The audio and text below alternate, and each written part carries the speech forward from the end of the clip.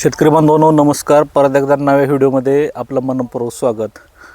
शेतकरी बांधवांनो, निर्यातक्षम द्राक्ष उत्पादनात अग्रेसर असलेल्या जुन्नर तालुक्यामध्ये जवळपास 80% द्राक्ष बागा हा द्राक्ष काढीमध्ये गर्भनिर्मिती न झाल्यामुळे बागा फेल झालेत आणि ही अशी परिस्थिती गेल्या 40 वर्षामध्ये प्रथमतच झालेली आहे.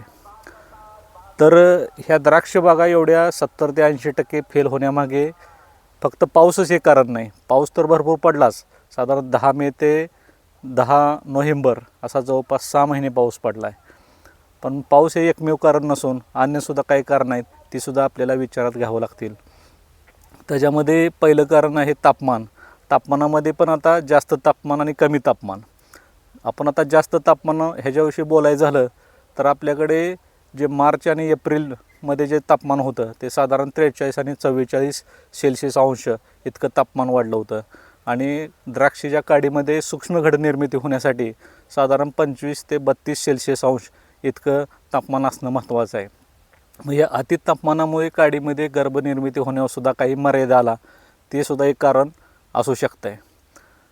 तसं त्याचं परत कमी तापमानाचा विचार केला तर 10 नोव्हेंबरपासून जे अवकाळी पावसाचं वातावरण तयार झालं त्यामुळे सतत आभाळ हे ढगाळ राहिलं आणि ढगाळ वातावरण राहिल्यामुळे सूर्यप्रकाश कमी भेटला आणि सूर्यप्रकाश कमी भेटल्यामुळे जी काडीमध्ये गर्भनिर्मिती होण्यासाठी दररोज 4 ते 5 तास साधारण 2500 ते 3000 लक्स इतका सूर्यप्रकाश मिळणं महत्त्वाचा असतो.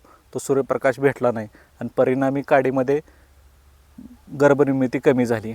तर त्यावेळीसुद्धा काही शेतकऱ्यांनी आभाळ आला असताना सिलिका फर्ट असेल किंवा सिलिसिक असेल, ट्रायकंठरला घट असल्या वृद्धी ह्या ज्या फवारण्या केल्या त्या बागांना बऱ्यापैकी माल दिसत आहेत. ह्या बागेला सुद्धा बघू शकताय माल आहे.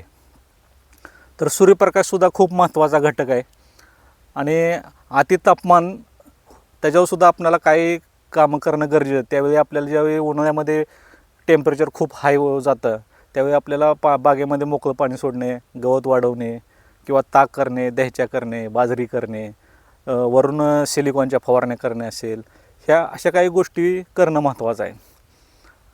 तर अति तापमान ह्या विषयावर आपण बोललो, आता सूर्यप्रकाशावर बोललो आणि त्यानंतर जे ढगाळ वातावरण राहिलं त्यामुळे तापमान कमी झालं आणि तापमान कमी झाल्यामुळं काय झालं, सूर्यप्रकाश कमी भेटला आणि कमी तापमानामुळे सायटोकायनिन वाढण्याऐवजी तिथं त्या वेलीमध्ये जिब्रेलिनची लेवल वाढली आणि जिब्रेलिनची लेवल वाढल्यामुळे घड जे निघायला पाहिजे त्याच्यावर मर्यादा आल्या, त्यामुळे सुद्धा बागा फेल झाल्या, हे सुद्धा एक कारण असू शकतं आहे.